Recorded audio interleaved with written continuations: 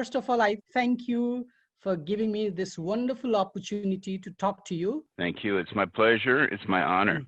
Okay, how have things changed in the World Council after the outbreak of this catastrophe in 2019 December? Things have changed very much. In terms of operations, we've always been an organization where our work was out in the field. It was visiting with members. It was spending time with credit unions around the world. And of course, we've not been able to do that since March. So it's been very different, certainly for me, not being able to travel. But what's also interesting is that the technology is such today that communication, as we are doing now, is just spontaneous. It's instant. It's at all hours of the day, and so there's been a lot more sharing of information, sharing of experiences across the credit union system, across the whole world since this has started. So we've been very focused on the impact that this has had on credit unions. We've learned a lot from credit unions around the world, what they see as their primary challenges, and we've tried to respond to that. We've heard from credit union systems everywhere that now more than ever, it's very urgent to digitize their services, to make that digital transformation so that their members can access their services through their mobile phones or online. And what used to be a matter of convenience is now a matter of personal safety and health protection. We've also had lots of discussions with credit unions or credit union systems about their relationship with their regulators. And of course, as members' financial condition is impacted, that impacts the financial condition of the credit unions. The credit unions try to make adjustments to support their members, and we communicate with the credit unions and the regulators about what does that mean in terms of adjustment for how regulators interact with credit unions. Okay, as it's clear that WOCU, World Council, has been doing a lot in spreading the credit union movement worldwide. But recently I had read an excerpt from a WOCU report that had mentioned that only 34% of Americans have enough savings for at least 3 months. So the condition might be very, very difficult in the developing countries. So in this regard, how successful has the global cooperative movement become in developing saving habits among our members? Yeah, we can look at the various indicators. In terms of looking at the credit union system, we can look at growth. And one of the things we've monitored carefully, we've done a number of things to help support credit union systems, is to show them best practices from other credit unions in terms of membership growth. And so we've seen tremendous membership growth in the credit union system around the world since we began tracking that back in 2011. So that would be one indicator of success. It's obvious that the credit union model still has very strong potential attraction for people around the world today.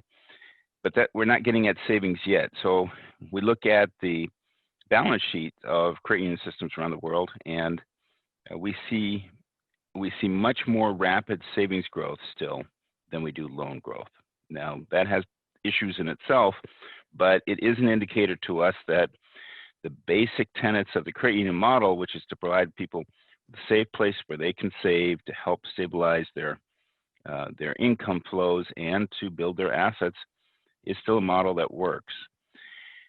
In the old days, the savings offerings were really driven by convenience and building products and services that gave people access to their money when they needed them. It was about liquidity. So it was about people being able to manage their savings, whether they wanted to leave it for long term to build up value or they wanted there for immediate access. It was about return. And so credit unions manage, obviously, their pricing for their savings and their loans. And that was how many credit unions over the past few years have offered their savings products in ways that help people achieve their objectives. And that's been part of the success that we've seen. Today, what's also interesting is that what we see is that a successful savings program is built not just around the product qualifications, but the digital aspects of access to those products. And so today we see a lot of innovation using digital channels to give people even greater convenience and help them achieve their objectives. So when you compare the track record of credit unions around the world with many of the non-government organizations, microfinance organizations, I think it's the focus on savings that's really given credit unions the sustainable long track record of success and growth.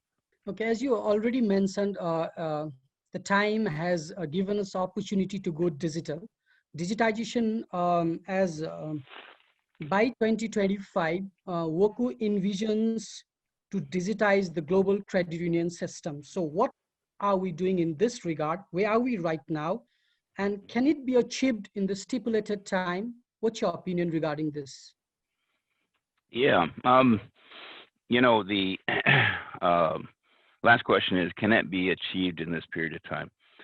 And I believe so. As I mentioned before, what we've seen since the COVID crisis is that we hear a new sense of urgency from credit unions around the world for digital transformation. And what this means really is that today consumers, not just for convenience, but for safety, they want to be able to access their financial services the same way that they do their social media, their social communication, their planning, even how they do their purchasing.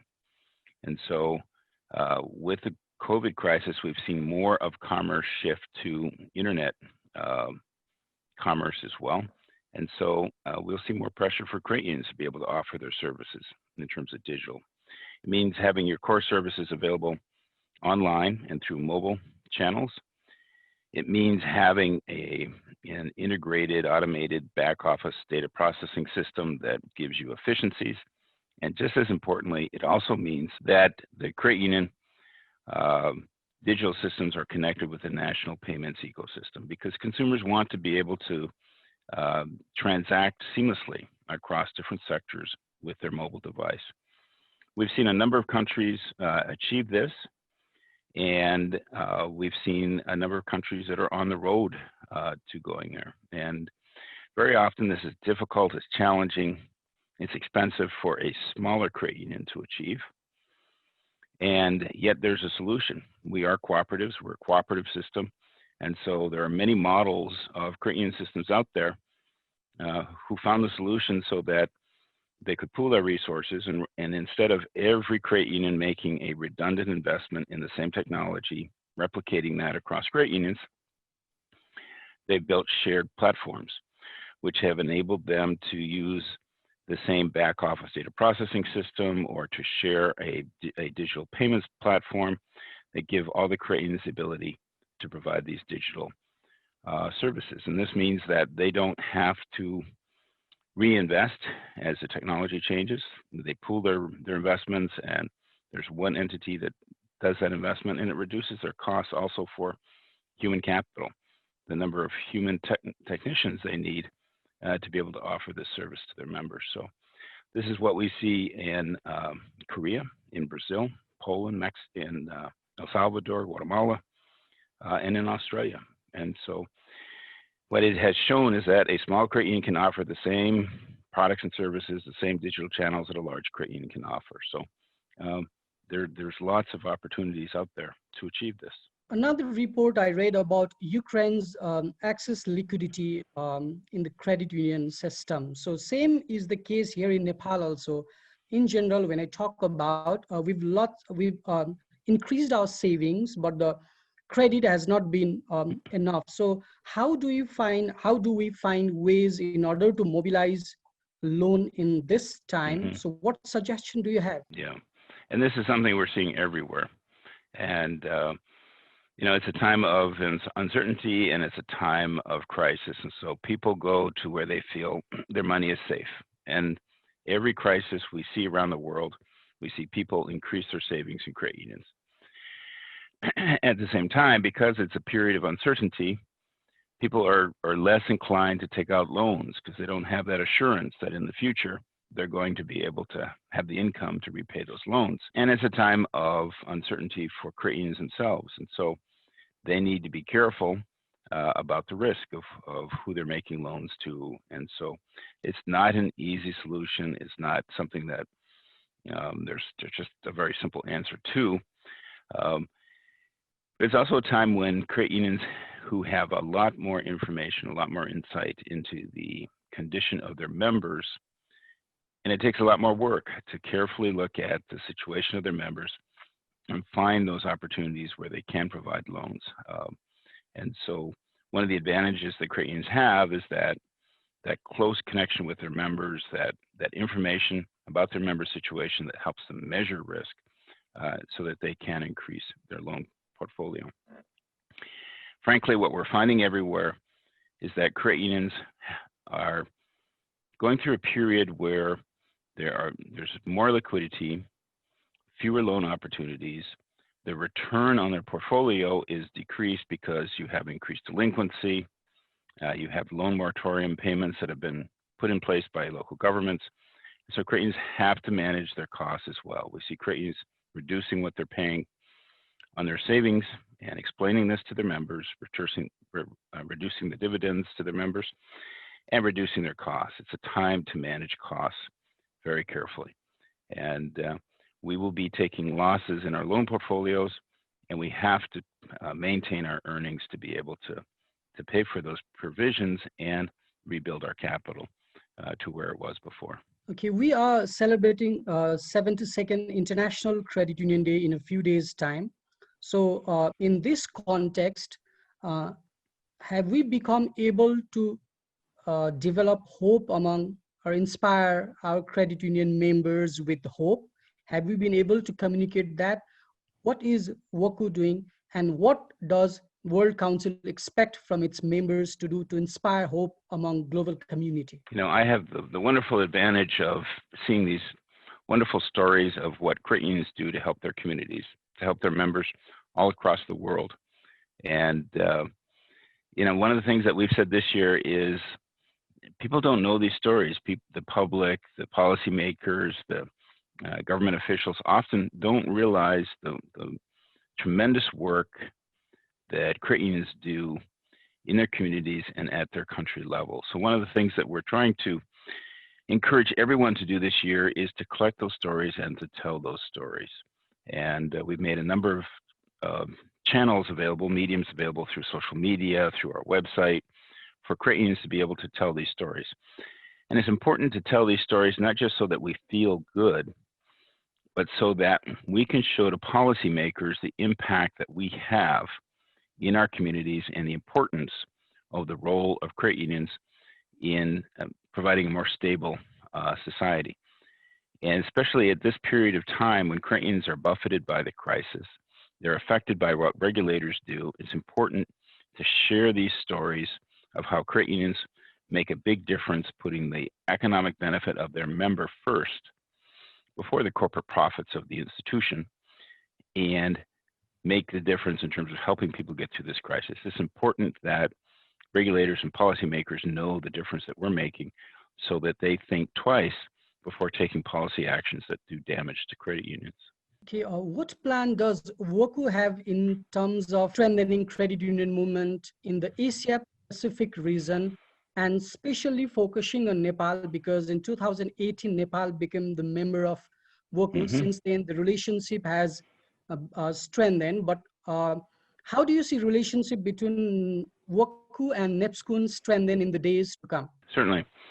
You know, some of the work that we've done in the Asian region, we've done with the Asian Confederation, and trying to help put in place the basic tenets that countries and the region need for digital transformation.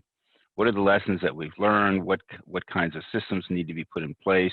How do we move forward in this direction? And as I pointed out before, this is one of the critical challenges that credit unions have around the world. With Nepal in particular, you know, before this COVID crisis and we were not able to travel to Nepal, we had several volunteers traveling to Nepal to work with NEPSCUN on a number of issues.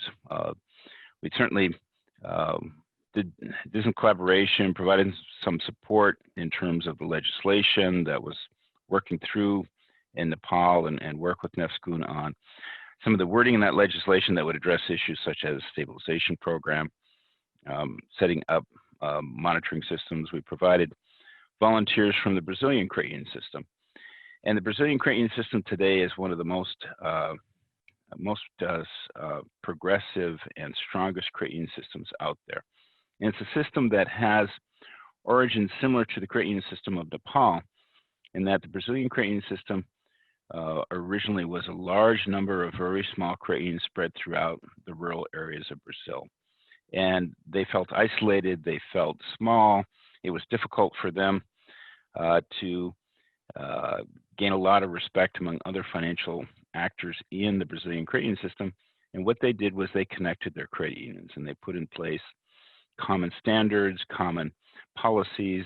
They built a back office data processing system that did the processing for all the credit unions. They built a shared payments platform, and they built a very strong legislative regulatory advocacy program at the central level.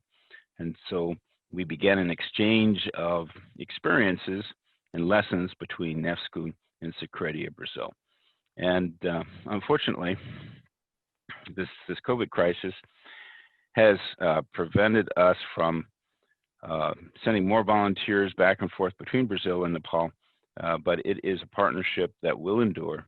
And as we are doing today, there's certainly more things that we can do in terms of virtual exchanges. There are some issues of governance, embezzlement, misappropriation of public fund. Because of this, the blame has to be taken by NEFSCON, although they are the credit unions which are out of the network of NEFSCON. But again, the blame has to be taken by NEFSCON. And issues of governance in credit union might be prevalent in other countries as well, but it has hit us hard while talking about Nepal. So how can we cope up in this regard? Well, your concern is well placed, because when it happens with one credit union, it's a black mark for all other credit unions. It gives other credit unions a bad reputation. So what other countries have done have been a number of actions. One is to be part of a network, to be part of an association. Many credit union systems have put in place codes of conduct and standards. For example, to participate in the governance of a credit union, you have to meet certain criteria. You have to behave under certain codes, and if not, then one cannot participate in that credit union. There are a number of credit union systems that have mutual guarantee systems in place. And so if a credit union were to suffer a loss, the other credit unions are required then to fill the hole of that loss, so the members are not affected. Well, for that to be effective, that means that you have to have clear rules, and the association has to have the ability to step in and remove the bad players and to fix the problem. Many credit union systems today depend on objective third-party government regulation.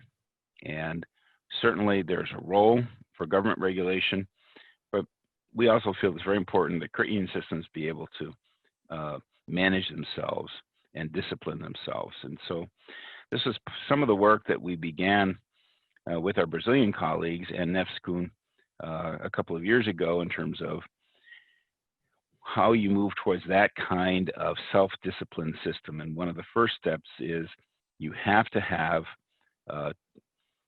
good data, good accounting systems, monitoring systems, so you can identify a problem quickly and react. And secondly, you have to have strong education systems. You have to establish training for what it means to be a director, what it means to be a manager, standards they have to uphold. And then you hold a clear brand. A brand is a promise of quality, a promise of integrity, and a promise of service. And so it's about building that brand that gives people confidence that their money is going to be safe. Okay, my last question. During this turbulent time, it's important to have a good leadership. It's all about leadership traits. So you yourself are a role model. So what does your vast experience tell about the qualities that a good credit union leader must possess in order to handle the situation in a better fashion? There are lots of theories and lots of different styles to leadership. And frankly, I have found my place in this world in the credit union system, in the cooperative system, because the cooperative system is such an empowering cradle of leadership. When you think of leadership, it's about having a vision, about having a notion of what the future holds for us and how we move forward to achieve that vision or attain those goals. But what's uniquely empowering about the cooperative system is that our form of leadership very often doesn't mean one person standing up front and saying, everyone, we have to go this way. It's about listening to the various players, the stakeholders, the members, the management, the directors. And from that large number of perspectives and opinions, reaching a consensus of a common line. This is where we all pull together. And this is how we identify the path that we're going to lead forward to the future to obtain a certain set of objectives, which is very much about the economic empowerment of our members. And then it's think of it as a leader, as a host, how you tap all these different resources, all these different players who bring something to the table. And together moving forward, you have much more impact, much more synergy than if it's just one person charging ahead. And that's why this credit union system, frankly, has endured and been sustainable. And very often, when you look at what credit unions are doing around the world, they are responding to the socioeconomic pressures on their communities, and they're helping leading a path forward to greater socioeconomic welfare for their members. Okay, lastly, Brian, something that I've missed and you wanted to tell to all the credit union practitioners in Nepal? To be able to say hi to everybody, we're very proud and we're very honored that Nepskun would be a member of the World Council of Credit Unions. The Nepal credit union system is a large credit union system. It's an important credit union system. And we very firmly believe it has a very important leadership role, not just for Nepal, not just for Asia, but for all the rest of the world. And so we want to make sure that Nepal has a chance to participate with the rest of the world and to help provide that leadership. And we thank you for all the work that you've done and the tremendous impact that you've made in the lives of so many million members of credit unions in Nepal. Thank you, Brian, for your valuable time. I really appreciate that. It is my pleasure. Stay well, stay safe. You too. Thank you. Thank you. Namaste.